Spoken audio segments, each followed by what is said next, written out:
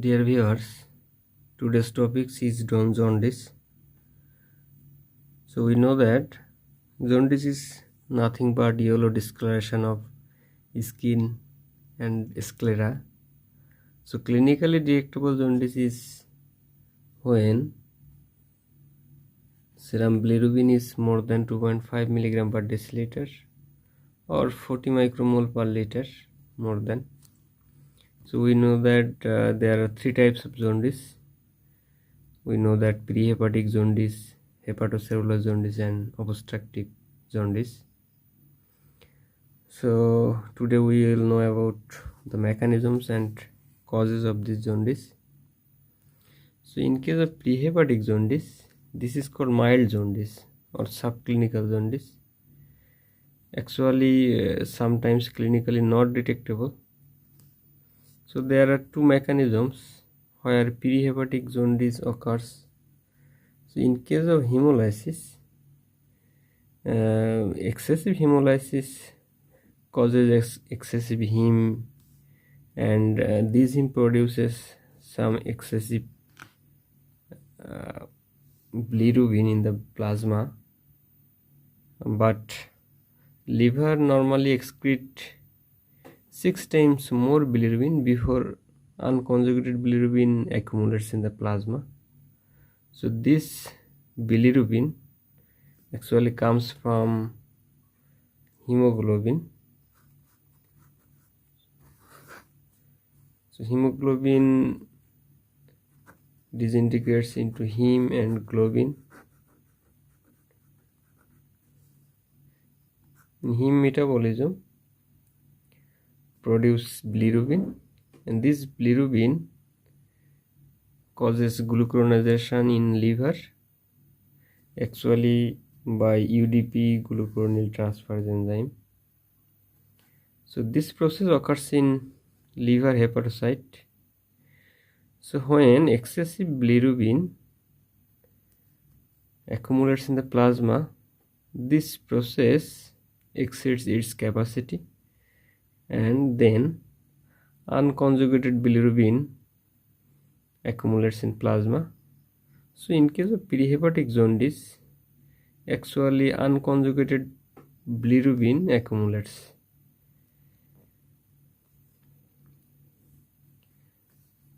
And there is congenital cause, and this congenital causes requires actually no treatment. So there are some symptoms. Unconjugated hyperbilirubinemia causes in case of Gilbert syndrome and Crigler-Najjar syndrome. So in Gilbert syndrome, it is an autosomal dominant or autosomal recessive syndrome. Two subtypes. In case of autosomal dominant, bilirubin uptake reduced, and Gilbert syndrome autosomal recessive pattern, glucuronil transferase enzyme concentration reduced, so glucuronidation reduces and unconjugated hyperbilirubinemia occurs. And this is Crigler-Najjar syndrome autosomal recessive disorder. There is type 1 and type 2. In case of type 1, glucuronil transferase absolutely absent, and in case of type 2, glucuronil transferase is reduced. So there is a conjugated hyperbilirubinemia in Dubien-Johnson syndrome and Rotor syndrome. Here is glucuronil transferase enzyme is normal, but canalicular excretion of the organic anions such as bilirubin, this is reduced.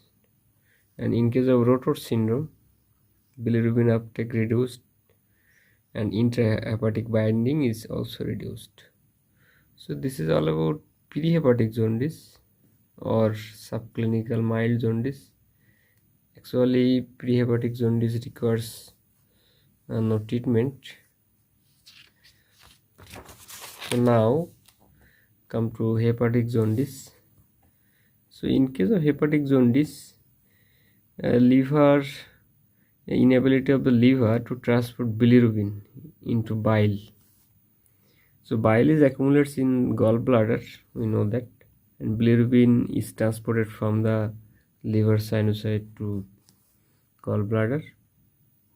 So in case of hepatocellular injury due to acute or chronic cause, hepatocytes swelling occurs, edema occurs, and there is also obstruction in bile canaliculi. So in case of hepatic jaundice, both conjugated and unconjugated bilirubin increased in plasma. So the mechanism is very clear. Due to the edema and swelling, obstruction occurs, and also hepatocyte impairment of transport of conjugated bilirubin. So both type of bilirubin increased in plasma.